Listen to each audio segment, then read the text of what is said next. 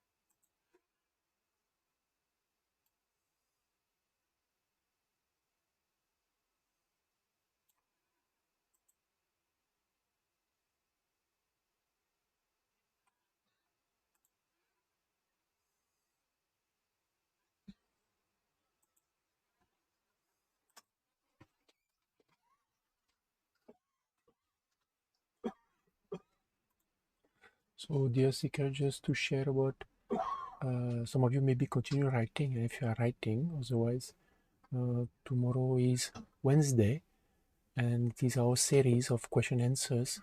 And the topic will be how to know if your depression is spiritual, because sometimes depression may be psychological in nature, but sometimes there may be a spiritual root cause. So there are signs to understand whether if somebody is experiencing depression, if it is spiritual in nature. We will be sharing some points as well as solutions. And in this topic of series, you can of question answer, you can ask your question live in this topic. And if you know someone that may be experiencing depression, so you can actually share the link to them. It may be helpful. And also this Sunday on 23 May, we have also a workshop. It is online. It is of 3 hours durations, and it is on Zoom. So you will receive a private link. It is through donation, so you can give whatever you like and can. Everyone is welcome. And the first 2 hours of the topic is actually how to make positive changes within oneself. So we'll be sharing this aspect of how to work with ourselves to understand the different defect in our mind or the different patterns that give us unhappiness and what we can do to change those habits. So how, and then we can derive more happiness. So this is this aspect that we'll explain in more details to you, and also how to go about it. And of course, it's in this workshop now, because you can practically, we will also give you some tips, more sometimes individuals, also how to go for your specific situations. And the second topic of this workshop is of 1 hour. It's about our research that we have done in the University of Spirituality in India using aura scanner. It is a biofeedback device that measures the positive and negative aura. I will present to you a different type of research that we have done, and it's quite astonishing to see that sometimes some things that we do in our daily life, either it can help us or harm us at the spiritual level. That in a way we can see whether there is an increase or a reduction in our aura. So this is something we can also register. Everyone is welcome, or if you feel someone may be interested in those topics, one way of helping us is also to promote our live stream session and workshops. One way to help us also, because we are actually a non-profit, all our live stream are free of charge, is also to, we can always donate to help us. Every donation is welcome. So I can see now your comments. Some of you wrote different points. From such thing, you said you had an awakening of spiritual emotion, but you felt few distracting thoughts and sweet taste in the mouth, taste of sugar candy. You felt calm and peaceful. Actually, such thing, usually see if we don't eat anything, and suddenly one will chant, we feel some sweetness in the mouth. So actually, it's a spiritual experience because it's devoid of any stimulus. So sometimes we may be experiencing some fragrance, so like that, but there is no stimulus, no flower, no incense, and doors and windows are closed, and we experience some fragrance for some time and goes away. That is actually spiritual experience at a level of smell, fragrance. Here it's a level of taste, it's a level of earth principle and water principle. It's a good experience. From Tom Rock, you wasn't burning any sandalwood, but the scent was there. So you also experience Tom Rock actually. Some smell of sandalwood despite no stimulus.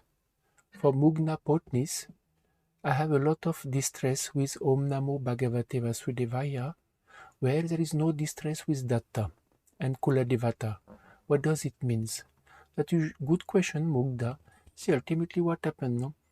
If sometimes the person may experience ancestral problem, so at that time they may feel disturbed, or it will be difficult for them to repeat the chant of Shri Gurudev Datta. If the person is experiencing distress from negative energy, at that time they cannot tolerate, negative energy cannot tolerate the chant of Om Namo Bhagavate Vasudevaya. Because Kula Devi help us only to grow spiritually. So we may not experience any distress much by experiencing the Kula Devi.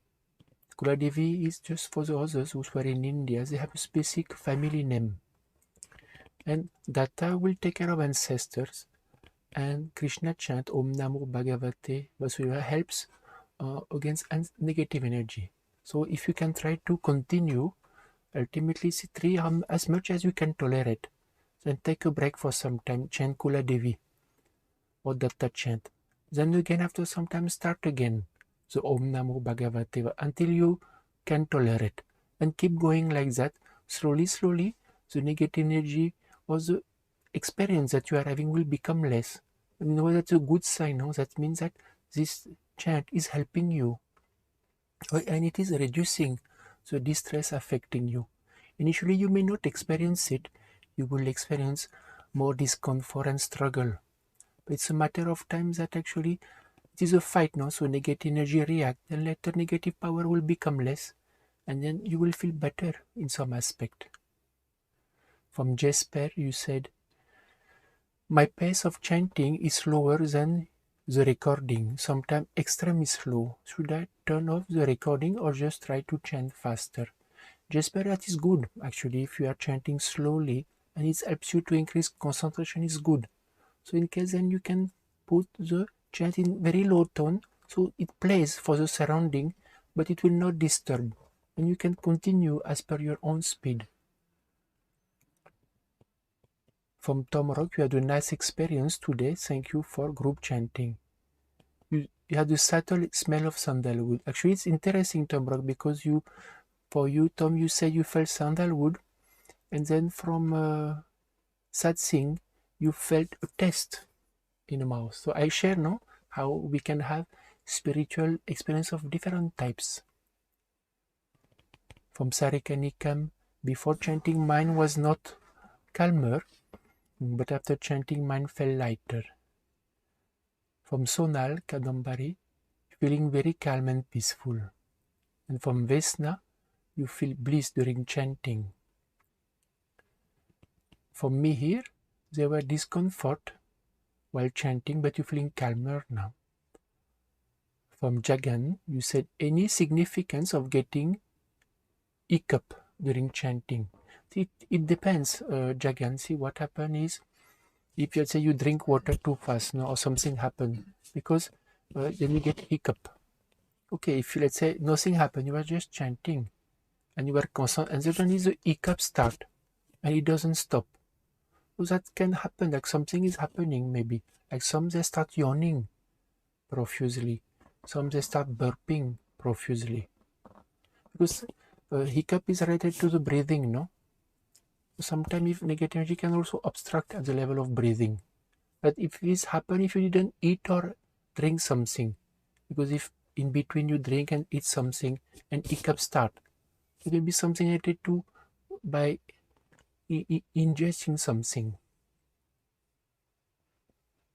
From Satsing, you said tests came out of nowhere. From Arthur, you had many reactions like restlessness and sudden movement. So Arthur, to continue, ultimately now you are joining the collective chanting. But if you continue and persist slowly, slowly, maybe you will feel better. From Anthony Milas, you said, in yesterday's experience, I wrote yell. Okay, when the correct word was I yawn. Good. Better. No, I got scared you were yelling only. Okay, you were yawning a lot. That's good, but much better.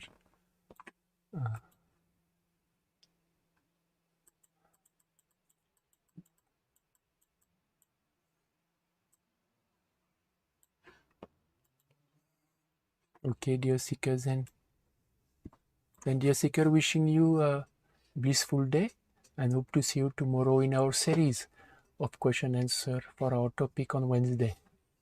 Namaskar to everyone.